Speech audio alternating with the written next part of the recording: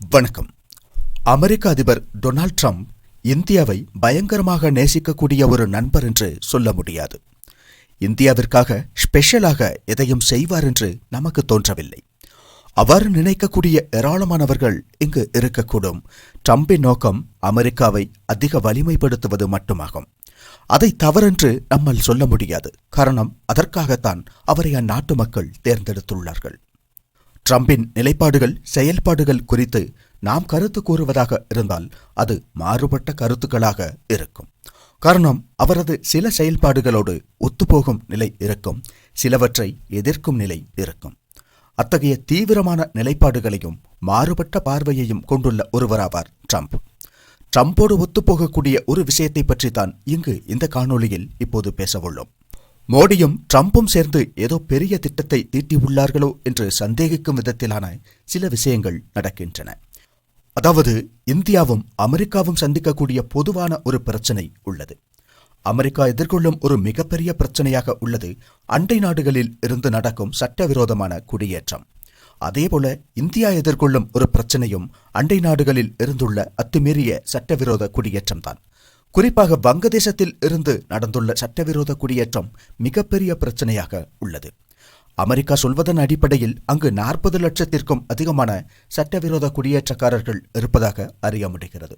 அதே நேரம் இந்தியாவில் 2 முதல் 3 கோடிக்கும் அதிகமான வங்கதேசிகள் சட்டவிரோத குடியேற்றக்காரர்களாக இருக்கிறார்கள்.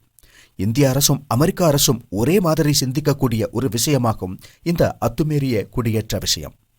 அத்தகைய சட்டவிரோத குடியேற்றம் நமது நாட்டின் பொருளாதார வளர்ச்சிக்கு ஒரு தடையாகவே இருக்கும். நமது வளங்களை அவர்களுக்கும் நாம் பகிர்ந்து கொடுக்க வேண்டிய நிலை ஏற்படுகிறது.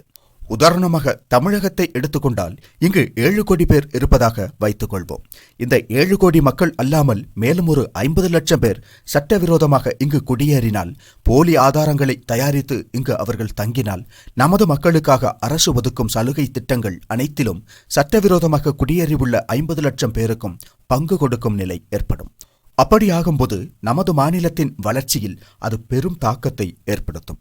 இது ஒரு உதாரணமாக சொன்ன விஷயம் மட்டும்தான். அனைத்து துறைகளிலும் அது ஒரு தடைக்கல் போன்று பின்னடைவை ஏற்படுத்தக்கூடிய விஷயமாகும். அவ்வாறு இந்திய மக்களுக்கிடையில் 2-3 கோடி வங்கதேசிகள் இருந்தால் அது நமது ஒட்டுமொத்த வளர்ச்சியில் மிக பெரும் தாக்கத்தை ஏற்படுத்தும் என்பதை சொல்ல வேண்டிய அவசியமில்லை. இதே பிரச்சனையை அமெரிக்காவும் எதிர்கொள்கிறது என்பதால் தான் இரு நாடுகளும் ஒத்துப்போகக்கூடிய விஷயம் என்று அதை கூறினோம். அது மட்டுமல்ல, அவ்வாறு சட்டவிரோதமாக குடியேறியவர்களில் பலர் மிக பெரும் குற்றப்பின்னணி உடையவர்களும் ஆவார்கள். அது நமது நாட்டிற்குள் பெருமளவிலான சட்டம் ஒழுங்கு பிரச்சனையையும் ஏற்படுத்தும். அந்த வகையில் இந்தியாவும் அமெரிக்காவும் ஒரே சவாலை எதிர்கொண்டு வருகின்றன. இந்நிலையில் இந்தியா அமெரிக்காவில் உள்ள இந்தியர்களாக உள்ள குடியேற்றக்காரர்கள் 18,000 பேரை திரும்ப பெறுவதாக கூறியுள்ளது. இதன் பின்னில் இந்தியாவின் அல்லது மோடியின் ஒரு தந்திரம் ஒளிந்துள்ளது. அதாவது, அமெரிக்காவில் ஏராளமான சட்டவிரோத குடியேற்றக்காரர்கள் இருக்கிறார்கள். அதில் 18,000 பேர் இந்தியர்கள் ஆவார்கள். அதனால் இந்தியா அவர்களை திரும்ப பெற வேண்டும் என்று கூறியுள்ளார் ட்ரம்ப். அதற்கு இந்தியா உடனே, சரி, இந்தியாவிலிருந்து சட்டவிரோத குடியேற்றம் நடந்திருந்தால் அவர்களை திரும்ப பெற இந்தியா தயாராக உள்ளது, ஆதாரங்களை ஒப்படையுங்கள், அந்த 18,000 பேரையும் ஏற்றுக்கொள்கிறோம் என்று கூறியுள்ளது இந்தியா. இவ்வாறு இந்தியாவிலிருந்து அமெரிக்காவில் குடியேறியவர்களை திரும்ப பெற ஒப்புக்கொண்டால், நாளை நாம் இந்தியாவில் உள்ள வங்கதேசிகளை பிடித்து அனுப்பும்போது உலகில் ஏதேனும் ஒரு நாடு நம்மை குறை கூற முடியுமா? காரணம், நமது குடிமக்கள் மற்றொரு நாட்டில் சட்டவிரோதமாக குடியேறி உள்ளதாக கூறி அந்த நாடு அவர்களை வெளியேற்றும் போது நாம் ஏற்றுக்கொள்கிறோம். அப்படியாகும்போது நமது நாட்டில் சட்டவிரோதமாக குடியேறியவர்களை நாம் பிடித்து அனுப்பத்தான் செய்வோம். அப்போது அமெரிக்காவும் அமெரிக்காவின் கூட்டணி நாடுகளும் இந்தியாவிற்கு ஆதரவாகத்தான் இருப்பார்கள். அவ்வாறுதான் இருக்க முடியும். ஒருவேளை அவர்கள் அப்போது ஏதேனும் இந்தியாவிற்கு எதிராக பேசினால் அவர்களிடம் நாம், உங்களுக்கு ஒரு நியாயம், எங்களுக்கு ஒரு நியாயமா என்று கேள்வி எழுப்ப முடியும். அதனால் இந்தியா வங்கதேசிகளை வெளியேற்றும் போது மனித உரிமையை பற்றி பேச முடியாது. எந்த விதத்திலும் இந்தியா செய்வதை யாரும் குறை கூற முடியாது. அமெரிக்காவின் செயலை காரணம் காட்டி இந்தியாவில் உள்ள 2-3 கோடி பேரில் அனைவரையும் பிடிக்காவிட்டாலும் அதில் 50-60% பேரை வெளியேற்றினாலும் அது ஒரு பெரிய விஷயம்தான்.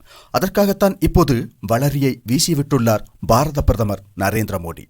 ட்ரம்ப் கேட்டபோது இந்தியர்களை திரும்ப கொண்டு வர இந்தியா ஒப்புக்கொண்டுள்ளதாக தேசிய ஊடகங்கள் குறிப்பிடுகின்றன. வருகின்றன. கடந்த சில மாதங்களாக 2, 3, 10 என்று பிடிக்கப்படும் வங்கதேசிகளை இந்தியா அனுப்பிக் கொண்டுள்ளதாகவும் அறிய முடிகிறது. இந்தியா வங்கதேசம் இடையேயான உறவில் விரிசல் ஏற்பட்டுள்ளது. இரு நாடுகளுக்கும் இடையேயான எல்லையில் பிரச்சினை உள்ளது. அப்படி இருப்பதால் இப்போது வங்கதேச அரசின் முகரையை பார்க்க வேண்டிய அவசியமில்லை.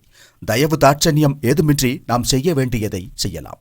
காரணம், இப்போது அங்கு நம்முடன் நட்பு பாராட்டும் அரசு அல்ல, மாறாக பகைமை கொண்டுள்ள அரசாங்கம் அமைந்துள்ளது. அதனால் இந்தியாவிற்குள் திருட்டுத்தனமாக நுழைந்த வங்கதேசிகளை திருப்பி அனுப்புவதற்கு எந்தவித தடையும் இல்லை. இந்த விஷயத்தில் உள்ள ஒரே பிரச்சனை சர்வதேச நாடுகளின் அழுத்தம் வரும் என்பதுதான். பெருமளவிலான நபர்களை திருப்பி அனுப்பும்போது அது சில அதிர்வலைகளை ஏற்படுத்தும். ஆனால் அதெல்லாம் எங்களுக்கு ஒரு விஷயமே அல்ல. எங்கள் நாட்டிற்குள் அத்துமீறி நுழைந்தவர்களை நாங்கள் திருப்பி அனுப்புகிறோம். அதனால் மற்றவர்கள் என்ன நினைப்பார்கள், சொல்வார்கள் என்பதை பற்றி எங்களுக்கு கவலை இல்லை என்று கூறுகிறார் ட்ரம்ப். உரிய ஆவணங்கள் இல்லாமல் வந்தவர்கள், போலி ஆவணங்கள் மூலம் வந்தவர்களை எல்லாம் இந்த நாட்டில் வைத்திருக்க முடியாது. அதனால் அவர்களை எல்லாம் வெளியேற்றுவோம் என்று கூறுகிறார் அவர். எனவே ட்ரம்ப் அதை செய்கிறார் என்றால் இந்தியாவும் செய்ய முடியும் அல்லவா? அப்போது யாரும் எதுவும் சொல்ல முடியாது, கேள்விகளை எழுப்ப முடியாது. ஒருவேளை யாரேனும் எதுவும் சொல்ல வேண்டுமானால் அவர்கள் முதலில் அமெரிக்காவிடம் சொல்ல வேண்டும். அமெரிக்க அதிபர் ட்ரம்பிடம் சொல்ல வேண்டும். அமெரிக்கா அனுப்பும் போது இந்தியா இந்தியர்களை ஏற்றுக்கொண்டால் சர்வதேச நாடுகளிடம் சொல்ல முடியும், நாங்கள் எங்கள் மக்களை ஏற்றுக்கொண்டோம் அல்லவா, அதுபோல் அவர்களையும் ஏற்றுக்கொள்ள சொல்லுங்கள் என்று நாம் கேட்க முடியும்.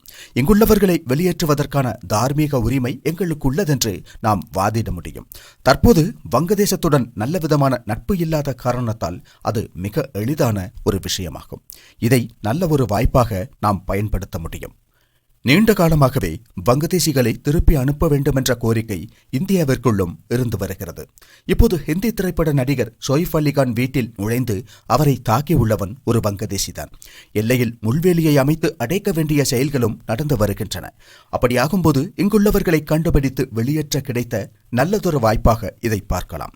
இந்த விஷயத்தில் இந்தியாவிற்கும் அமெரிக்காவிற்கும் இடையே நல்ல புரிதலும் ஒத்துழைப்பும் ஏற்பட்டுள்ளதாக நாம் கருதுகிறோம். அதனால்தான் உடனடியாக நமது நாட்டவர்களை கொண்டுவர மோடி சம்மதித்துள்ளதாக எடுத்துக்கொள்ளலாம். ஒருபுறம் வேலி அமைக்கப்படுகிறது.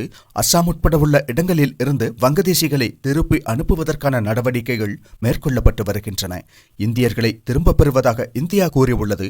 இந்தியாவும் அமெரிக்காவும் இந்த விஷயம் குறித்து ஒரே நேரத்தில் தீவிரமான முயற்சிகளை மேற்கொண்டு வருகின்றன. இவையெல்லாம் குறித்த உங்களது கருத்துக்களை தெரியப்படுத்துங்கள்.